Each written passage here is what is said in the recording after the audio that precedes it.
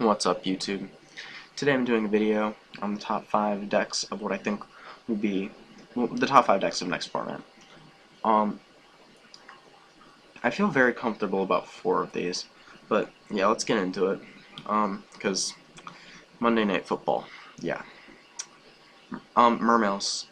I think Mermails is going to be a very dominant deck. I do think it will be the most played deck and the best deck. With Mermail Abyss Megalo being the rare in Battle Pack 2, this deck is much more available to every player. So, not only is this deck going to be seeing a lot of play because it's good, it's going to see a lot of play because it's kind of budget now.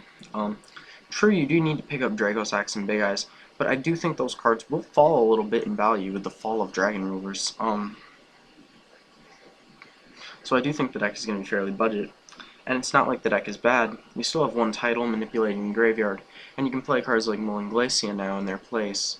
You can also revert somewhat back to the Genex Undyne build, which in my opinion is much more consistent now than any other version of Mermails.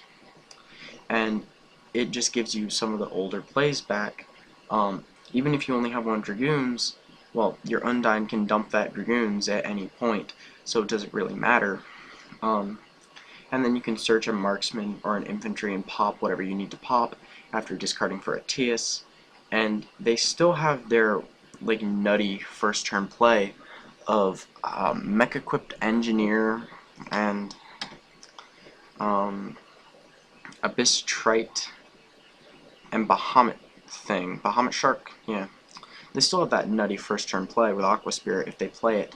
I don't know if the Genex build plays Aqua Spirit though. But either way, I do see Mermails being the best deck because they are a very powerful deck that is going to be very popular to play just because it's not even that hard to get anymore, really. I mean, getting 3 Megalo now, not that difficult. 30 bucks, I think. I don't even think it's that much. I think it's 20 bucks. But look for this deck to be at least in the top 5. Next, Spellbooks. And what did they do to hit Spellbooks? They did Fate to 1. That's not an improvement. That's all I have to say. I mean, Spellbook of Fate going to 1 is probably the most idiotic thing Konami's ever done. Other than making Dragon Rulers. Spellbook of Fate at 1 does nothing different than having Spellbook of Fate at 2. It might hurt the consistency of having Spellbook of Fate, which is your answer to everything, but it's not really an issue because you can always search it, Tower recycles it, Eternity gets it back, Secret searches, it's so easy to get this card. So I think this deck is going to be very popular, especially since Tower is still giving you 2 draw phases. Yeah, that advantage builds up. So I see that either falling in the number 1 or number 2 spots, those decks. I think they're in really kind of a tight lock with each other. Next, Evilswarm. I put Evilswarm in 3rd. And the reason I put Evilswarm in 3rd is because, 1, it has a phenomenal Mermail matchup. They can't use Megalo, they can't use Tias, and those are some of the ways that they get their plays off. Combined with the fact that you have Safe Zones, or Dark Illusions, is the more budget version, it's kind of hard to get rid of Ophion, and the deck kind of has an issue when it can't get rid of Ophion. So if you play Evilswarm correctly against Mermails, you should have a phenomenal matchup. And zombies are coming back. Zombies can synchro for days, so this is kind of a way to deter them.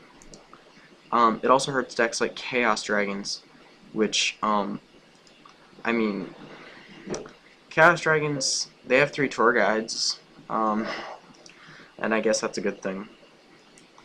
And it hurts Chaos Agents too, they have 3 tour guide. Oh, and I was asked this in a message last time. If tour guide's at 3, which it is, I play Knight Assailant as the fourth one. I think Knight Assailant is the best option, and it doesn't dead draw. And I played Dino Rabbit, so I already have tested like everything other than Sangan, because Sangan was there, and Sangan was the best. But I mean, it's not that bad. Playing Knight Assailant, it's actually in some points really good because you get that effect. But back to Evilswarms. I do think this deck is going to be very good. I almost wanted to put it in the number 2 spot because it does stop some of Spellbook stuff, but the number 4 and 5 decks kind of drag it down, in my opinion. I think the 4th best deck is going to be Constellars. And the reason I think this deck is going to be pretty high up there is because they have 3 Tenki now. They have 3 Tenki, 1 Rhoda. They have much quicker ways to get to their cards than Evilswarms do. Evilswarms have Rhoda and Infestation Infection. Now, Infestation Infection is a very powerful card for Evilswarms. It keeps giving you what you need.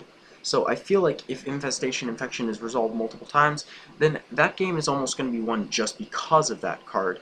But Constellars are now going to be able to set up their Pleiades easier. They're going to be able to get to everything they need. And not to mention, sometimes you only need 1800 damage to win. So I do think that getting that Tenki back to 3 does help Constellars quite a bit. And then the deck Tenki was actually made for, Fire Fist.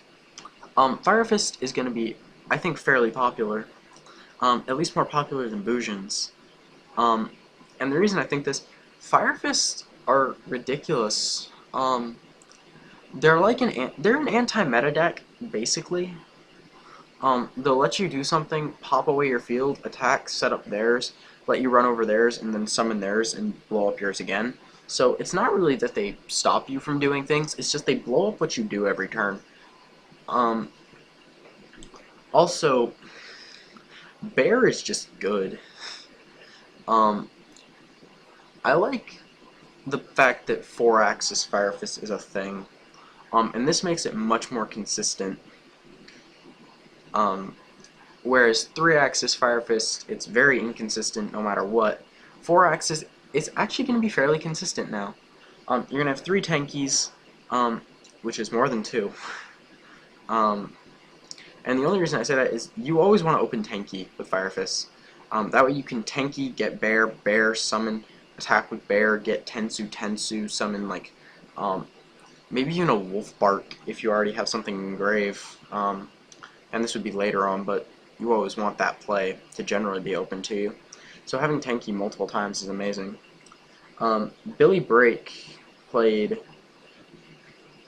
some Gravel Storm. I like that card, but I don't... I like the card in Fire Fist, but it seems so awkward. Like, I think playing Dimensional Prisons or something might be better, but I don't know what he was playing. If he was playing Dimensional Prisons, then, I mean, Mirror Forces, I know he was playing those. I think he was playing those.